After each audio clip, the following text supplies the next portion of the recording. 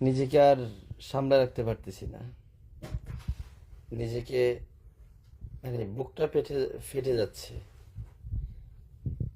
এই নরপশুর দেশে কিভাবে মানুষ, কিভাবে নতুন করে আমাদের আবার নতুন মানুষ, নতুন মেহমানগুলো এই পৃথিবীতে আসবে? যে নরপশুরা একটা ছোট্ট একটা চাঁদের মতো একটা মেয়েকে ছাড়লো না, কি বাংলাদেশে কি এমন আইন হতে পারে না? ওই তাকে মানে জনসম্মুখে গুলি করে ফায়ার করে অথবা তার কল্লা কেটে দেওয়া যায় না? এমন আইন কি হতে পারে না বাংলাদেশে? যে নরপশুর যে নরপশুরা এই কাজটা করেছে, কারণ আমরা যারা প্রবাসী আছি, আমরা যারা সাধারণ জনগণ আছি, কিভাবে এইগুলা মেনে নেব? একটা বাবা কিভাবে মেনে নেয় তার সন্তানকে? ওই বাবা তো আর বাঁচতে পারবে না। তাহলে আমাদের এই দেশটা কোন দিকে যাচ্ছে? আমার মনে হয় আমরা যারা সচেতন নাগরিক আছি, আমাদের জন্য তো মনে হয় এই বাংলাদেশ সেভ না। এই বাংলাদেশ তো আমরা চাই নাই, যেখানে একটা 6 বছরের শিশু বাচ্চা, যেখানে একটা 7 বছরের শিশু বাচ্চা সেভ নাই। তাদের জন্য কি পতিতালয় নাই বাংলাদেশে? তাদের জন্য তার কি মা বোন নাই? সে এই ছোট্ট একটা বাচ্চাকে দর্শন করতে হবে?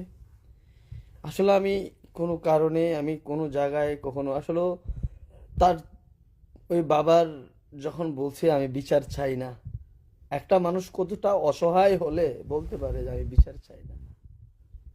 কিভাবে বিচার চাবে? আর এই বিচার দিয়ে বা কি হবে? কারণ আমরা অনেকেই ভুলে গেছি এরকম। আরে বাবা, কিভাবে এটা সম্ভব?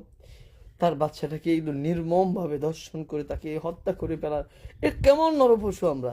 আমাদের বাংলাদেশে কত বাচ্চারা দর্শনের শিকার হচ্ছে। দর্শনের শাস্তি কি ডাইরেক্টলি মৃত্যুদণ্ড, জনসম্মুখে মেরে ফেলায়? এটা কি হইতে পারে না? আমি মনে করি আমাদের সকল প্রবাসীদের পক্ষ থেকে ওই মানুষটাকে, ওই নরপশুর, ওই পিশাচের বাচ্চাকে জনসম্মুখে আমরা ফাঁসি চাই। এই নরপশুর বাচ্চার যদি দিন দুপুরে মানুষের জনসম্মুখে যদি ফাঁসির রায় না হয়, ফাঁসি না দেওয়া হয়, তাহলে আমরা আজকে থেকে, আপনারা প্রবাসীরা কি করবেন আমি জানি না, আমি ফরহাদ আমার পক্ষ থেকে আজকে থেকে রেমিটেন্স বন্ধ ঘোষণা করলাম। আসলে কলিজা পেটে যাচ্ছে, মানে হৃদয়ে রক্তক্ষরণ হচ্ছে।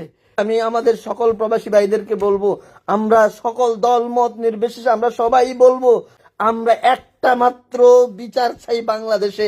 সেটা হচ্ছে যে দর্শন শিশুকে দর্শন করবে তাকে প্রকাশ্য গুলি করে অথবা প্রকাশ্য ফাঁসি দিবে, এই রায়টা বাংলাদেশ সরকার, বর্তমান প্রধানমন্ত্রীর কাছে, বাংলাদেশের প্রধান বিচারপতির কাছে আমাদের সকল প্রবাসীর পক্ষ থেকে আমরা এই দাবি জানাই।